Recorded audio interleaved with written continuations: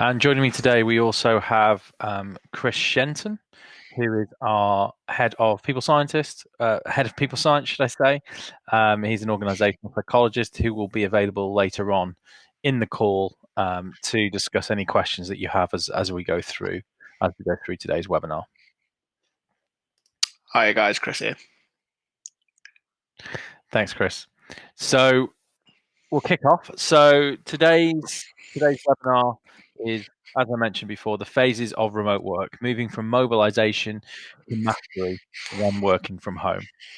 I'm Andrew Roberts, and I'm CEO of Weekly10. Just before we kick off, I want to give you a little bit of background behind ourselves. We are a employee engagement company. We provide a platform called Weekly10, which provides our customers with the ability for their employees to check in on a weekly or bi-weekly basis with their managers, and we also look into a lot of the organizational psychology aspects of that, including monitoring sentiment as well as estimating the engagement of the organization itself. We're a team of psychologists, commercial HR professionals, and technologists that gives a broad cross-functional aspect to what we do.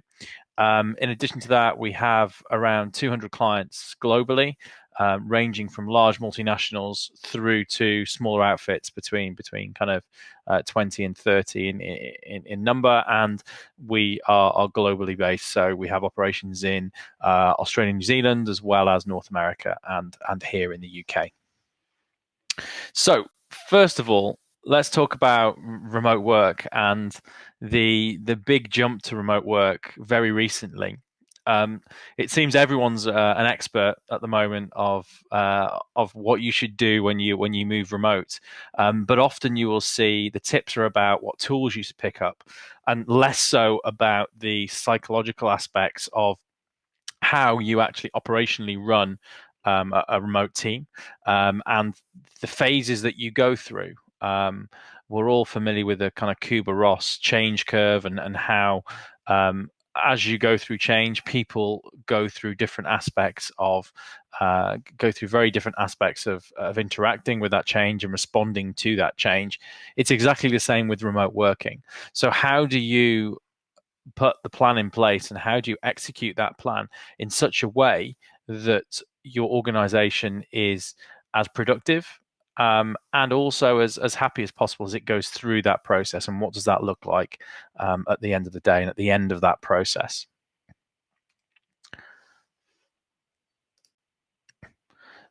So at Weekly10, we've worked with a number of different clients. We've worked with dozens of clients who work remotely, 100% remote, and we've helped a number of those clients on their journey from being office-based through to being either highly flexible in the way in which they're deployed, maybe with some hot desking in the office, and the majority of the time their employees working from home, but also where they've moved to 100% remote working, whether that being co-located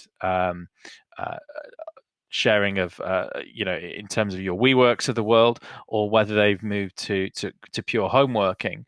We've seen them go through that process, and as part of that, we've tried to distill what we've seen into these 4 phases, and these 4 phases apply very much to what we're seeing at the moment with COVID-19 and the fact that people are being forced to be working from home, regardless of whether it was an organizational or personal choice. And these are the 4 phases, and we're going to cover these 4 phases today. The first one being mobilization of actually moving to remote working, the bed-in phase, the optimize phase, and then optionally the return phase. And whether it's optional or not, after those 3 phases, it's a very good point at that point to see where do you go in your remote work journey. Is it increasing your standard the standard operation of how you work flexibly, or is it actually returning to the majority office based in terms of your staff and your organization? So the first stage is mobilize. Now, the majority of you on this call will already have been through this process, and probably through this process very rapidly. So I won't talk too much about this process, but this is really about the underlying technology and the tools which are available to practically work from home. So whether it's the laptops, whether it's the enterprise software, so if you have um, you have co-located software or servers within your organization, and they need to be made available via a VPN, or whether you're using cloud-based software. You need some enterprise applications in there, and typically, whether you're using Salesforce or HubSpot or SAP for your CMS and for your ERP systems, typically they're now moving to the cloud. So if this had happened 10 years ago, we'd be in a much different situation than we are today. But pretty much 80-90% of businesses are now using cloud-based email. So whether it be Microsoft 365 or G Suite within their organization. So actually people can pick this stuff up pretty quickly. So there may well have been a little bit of pain getting those enterprise applications available, but on the main, relatively straightforward, and most are browser based and available wherever you are. And then there's a communication side. We've seen Zoom completely take off from being quite a niche player within the business sector to actually now becoming a household name. Cisco WebEx being another example, but making sure you've got those comms in place to allow the communication that needs to happen. And then lastly, more of a recent trend, really, in terms of the workplace itself, but have been driven a lot by remote and distributed working, is productivity platforms. And these are the day-to-day platforms that employees are now using. The two main ones that you'll see are Microsoft Teams, which is part of the 365 platform, and Slack. Slack being the forerunner to Microsoft Teams, and typically these provide a chat functionality and increasingly include video integration with them as well, which is kind of superseding some of the communication that will be provided by Zoom, and WebEx is being provided directly within platforms such as Teams and Slack. And what we're seeing typically is organizations bringing together as many of their disparate systems, their best in breed platforms, into their productivity platforms to allow them highly integrated processes within those systems. So, for example, at Weekly10, we use Teams and Slack heavily, and we do have the majority of our business processes running through those applications. And by the same token, we provide to our clients integrations for Slack and Teams, so they can use Weekly10 where they work on an ongoing basis. But this Mobilised stage is really about those tools. It's really important to get those tools in place. But this is more of a technical challenge than one of organizational process or change as such. It's more about technology adoption. So the next phase is bed in.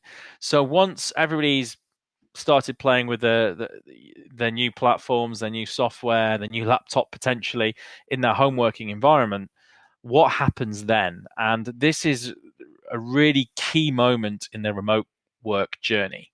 Does the novelty wear off? Does it come to the point where people are sitting in their hammocks and just checking their emails, and that's working from home? Or are people doing too much work from home and not clocking off at the right time and giving themselves enough space? So the bed in phase is really key, and the reason it's key is for a number of reasons. At this point in time, the bed-in process is actually really about people. So we've talked about technology, and now we're talking about more of a people process. And at this stage is when people will form habits and also look up to kind of role models and seeing what other people are doing. So if something's new, people will typically look for cues from other people. And whether that's asking advice or whether it's just kind of copying what other people are doing, this is a really important time, because what you'll find is during this period, and your mobilized phase may have been, a week to 2 weeks, and now you're in the bedding phase, which could be anything depending on the size of the organization, from a few weeks through to maybe 2 months. This is when you're going to define those long-term behaviors. So what does the habitual work from home look like, or remote work look like for all of your individuals? And this is a really key part of your culture. Your culture will have been built up in the office over a number of years. the unwritten rules of how things work. And now you're moving to a completely different situation, in many cases, one which has been forced upon the organization and the people within the organization. And that rate of change means that you have a massive risk of people picking up potentially bad habits, and also people seeing bad habits and potentially replicating those. So, what can you do to make sure that in this stage, in the bed-in stage, how can you make sure that you're trying to get away from those bad habits and maybe put in some good habits that are going to bed in for the remainder of your remote work journey? So first of all, it's really important to make management visible. So it's no good going remote and then nobody hearing from senior management, or even middle management until a few months down the line. There needs to be visible management communication, especially in a crisis such as we're in at the moment with COVID-19, making sure that people are aware whether they're going to be put on furlough, how the business is performing.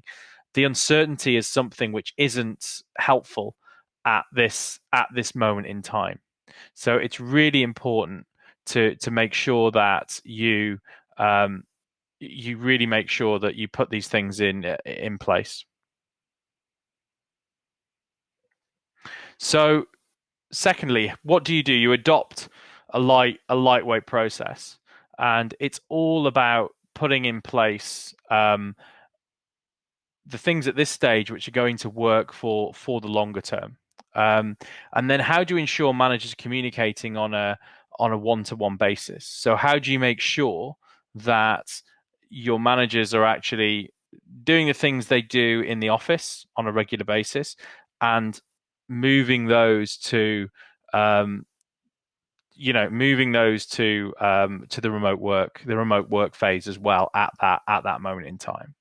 And then lastly, empowering employees. So how do you empower employees to actually not be micromanaged during this phase and really take on the remote work ethos as you go through that? So a couple of examples of how you can do that. The town halls and video updates are really good for senior management visibility. And in terms of helping managers with the framework, employee check-ins are a great way of doing that. Whether you do that weekly, you use a platform such as Weekly10, or you do it more ad hoc with email, it's really important to get that process in place. So the next phase is optimize. So this is really about sustaining and improving on the process that you currently have in place. And this is now more about looking at the data that you have and looking at the ongoing well-being of your staff and the engagement of your staff.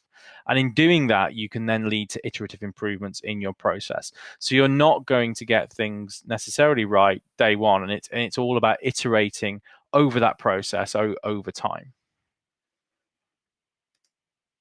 So at this stage, it's really important to collect feedback, whether that be via some kind of pulse survey. Really, you need to be looking at something which is transparent and continuous, ensuring office services are available remotely. And a good example of this is the next line, supporting employee mental health.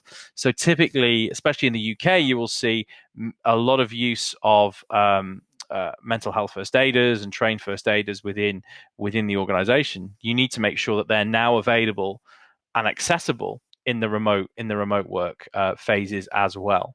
And then finally, analyzing the data, looking at sentiment engagement levels as often as possible. It's no good waiting a year to do your annual survey and then finding out that actually 9 months ago things were really bad. It's really about getting that little and often data and pulling that into the process that you're doing. So some good examples of that: company-wide pulse and feedback. You've got to be careful with pulse surveys not to go down the route where you're asking the same questions every week, and it's a tick box exercise, and people are getting into the state of being fatigued by questions. But it is really important to make sure that you have this company-wide pulse feedback. Recognition is really important as well. So making sure that recognition is available across across the organization, peer and management recognition. And then we did mention before about kind of making sure that what's available in the office is now available, and mental health is really key because people can't have those conversations next to the water cooler now. This is about making sure that your mental health first aiders are available, that people have the support they require, and that as an employer, you have a duty of care, a continuing duty of care for your employees. And then finally, it's the return to work. Now, is this a new way of working, or is this going back to the way it was before? And this is all about collecting those lessons learned. So whether you're going back to the office or intending to go back to the office full time, or whether you're looking at maybe doing more remote working, this is all about mapping the benefits that you've gone through as part of that change and making the most of it, and also looking at those lessons learned, both positive and negative, and bringing that remote and co-located work together is the result. So if you are moving to more of a remote organization, or at least flexible working, which is what we think will happen post COVID-19, is the fact that you provide services which work in both environments. That means that you don't have to be in the office at the same time as your manager all the time, and that not everything is done on a video call. So there has to be some flexibility there. So from the process that you've gone through, what works for you within the office and what works out of the office, and how do they work together? So some good examples of that, and we see a lot of clients already doing this, moving more to hot desking. So having offices available, because it is important that some people do prefer to go into the office, or either occasionally or all the time, and having that flexibility of space is going to be really important. We're already seeing actually in London, the city of London, that a number of office developments are on hold at the moment because they're actually looking at construction is on hold because they're looking at whether they should be changing the floor plans to actually be a little bit more flexible and maybe more based around generating the serendipitous moments and the conversations rather than purely banks of desks. So that's really important. So, and supporting flexible working, this was a trend that's been happening anyway, but this is likely to accelerate. So how does that return to work look like in terms of providing that flexible support? And then it's about maintaining and enhancing those new processes. So the processes that have been picked up while remote could still be really valuable because you've actually changed things significantly, whether it be on the technology side, whether it be on the process side. And because there's been a force to make that change, there could have actually been some changes that have been made in a very positive way that could have taken years, but have been fast tracked by the force changes that we've all had to go through. So in summary, and this sheet here is actually from our PDF that we've got available and we'll send out to everybody on the call today. This PDF is a summary and provides a matrix of some of the key elements of the 4 stages. So mobilize, bed in, optimize, and return. So it highlights the big watch outs. So within mobilize, we're really talking about, well, what happens? There's a huge amount of energy, but is it more to do with novelty? In bed in, panic and confusion about what needs to be done and how to do it effectively. Optimization, do you become complacent? Do people start to become detached from the organization? And then finally, return. Are you actually learning from the lessons that you've had during the process, or are people slipping back to old habits as well? We also cover the desired outcomes, the behaviors. So the behaviors that we've discussed in terms of managers being key role models in the mobilize and bed in phases. In terms of optimization, recognizing, rewarding success, but making sure that continuous development and also performance management are all part of how that works. And then finally, the return to work. So making sure that managers and leaders are bringing together those learnings and making change based on what's happened. And we've also got some recommendations in there around technology. So the technology at each phase, which is important, and how that builds also into the process. So whether that be your stand-up calls day one in terms of mobilization, through to weekly check-ins, making sure that managers do one-to-ones and are accountable for being the key communicator to their staff, right the way through to how do you take those best practices that have really worked in remote work and then rolling them out into being the corporate standard when you return to the status quo that you had prior to COVID-19. Okay, fantastic. So they're the four areas: mobilize, bed in, optimize, and return. And as I say, the PDF will be available following the call to all attendees. It's also available on weekly10.com. What I'll do now is just open up the conference. We've got Chris Shenton on the line as well, who is, as I mentioned before, our head of people science at Weekly 10.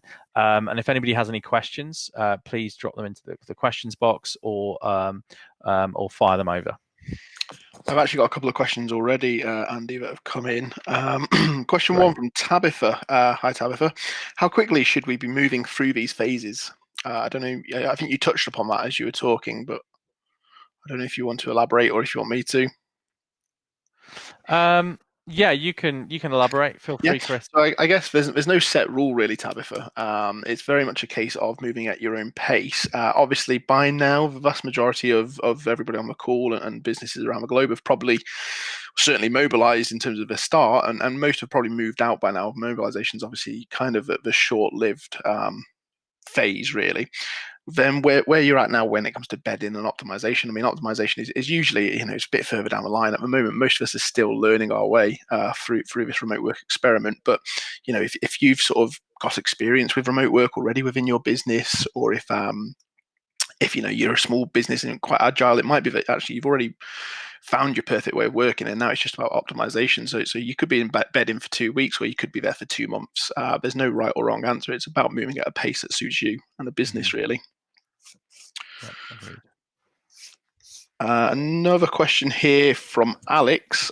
What is the one thing we should be doing or checking we are already doing today to ensure effective remote work is happening?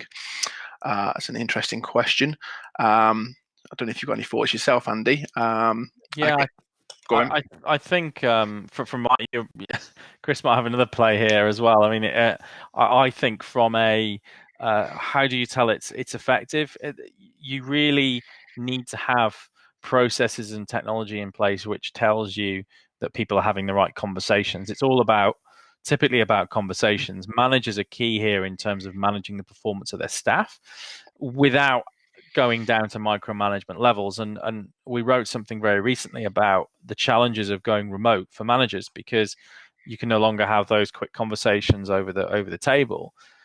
You can't replace those with the manager constantly Skype calling or Zooming or contacting those employees. They need to be given space to do that work, because a quick conversation over the desk is much less intrusive than constantly doing video calls or calling the individual. So I think it's really important to bear that in mind.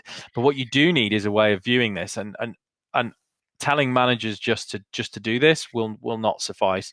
Most clients that we see that do that find that when they audit that managers aren't necessarily doing those one-to-ones or those check-ins. So you do need a process in place and a technology that gives you the data that shows that those conversations are happening, without it being too onerous. And we like to think that Weekly 10 provides that ability, because it empowers managers and employees to have conversations, but at the same time it provides senior management with really insightful information about the sentiment and about the conversations that are happening in the organization without having to do any big kind of surveys or any big process.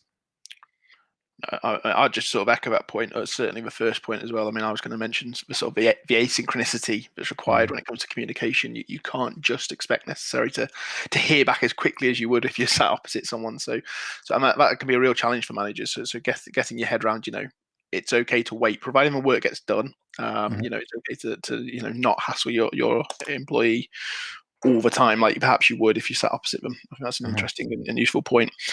And From Billy, we've got another question. What about well-being? So it might be slightly off topic, he says, but how do we best ensure remote staff are happy? I mean, I'll kick off there, I guess. I mean, there is, I mean, well-being, as we all know, is a huge area of concern and focus for any workplace environment. But when we go remote, we lose that face-to-face frequency that we have in and around the office, which actually quite interestingly means that we lose a huge area of communication. That's sort of the non-conscious communication we're doing all the time. So body language, how we approach the work we're doing, that's no longer visible to our managers or our colleagues around us. And those things quite often act as an additional red flag to, something's not quite right here. So you really have to put some emphasis on that more sort of conscious communication, so the verbal or the textual. So having those daily stand up chats within your teams, or having one-to-ones frequently, looking at a method for manager employee feedback across a week or a fortnight, or whatever the correct cadence for your company might be, becomes that much more important. And opening up, as Andy said on the webinar itself, opening up services such as mental health first aiders to a remote workforce, not having to have to rely on them to go somewhere to see someone, opening up email channels or intranet channels, and how do you get in contact with those services?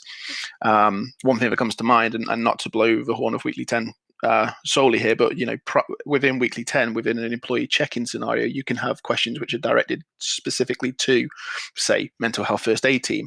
So you can have a weekly question around that, which becomes that much more important when we are working remotely and not seeing our managers, our peers, our financial well-being officers, or whatever it might be. 100%. Yeah, I think we always say that often the most important thing is to ask the question. So it's typically, if you're in the office, and as Chris said, you've got those non-verbal clues within those conversations, you can tell a lot. Now, video chat doesn't necessarily entirely replace that, but it is quite important. Say you have your stand-up meetings, to really encourage people to use their cameras so you can see their face and you can interact and see those non-verbal clues. Because that is where you will pick up a little bit more information, and likewise having some form of check-in so that you can ask this information over a period of time and give people different ways of providing that information is really important. Because again, if somebody's got some concerns, they might have a quick chat and kind of feel out the manager maybe at the when they're grabbing a coffee or something and have a quick chat. If they arrange a video call to have the same chat because they're remote, that's a lot more formal. That's a much more formal process, and it's actually maybe a lot more difficult for that employee to have that conversation because it's a bit more of an intense environment. So that conversation is probably less likely to happen. So there needs to be other ways for employees to also provide that feedback and that information and those cues to their managers and to other people in the team. Yeah, agreed. Fantastic. Right. That's all we've got at the moment. I don't know if we're going to wait a few minutes and see if there's anyone else with any questions. I can't see any further coming through. So I know we're at the top of the webinar now. So what we will do, as I said, is send out the PDF to all attendees. So you've got that. You'll also see we've got quite a few pieces on weekly10.com.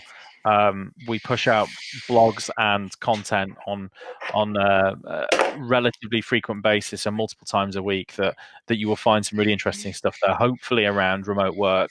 And feel free to get in conversation with us either by picking up the phone or via email or via Twitter, Facebook, or LinkedIn. As I say, we're pretty active there, and Chris is often on those platforms as well to have a good conversation with as well. So I appreciate your time and joining today. And yeah, any questions after the call, feel free to reach out to myself or Chris directly, or any comments, Andy at Weekly 10 and Chris at Weekly 10. And we will see you hopefully at another webinar very soon.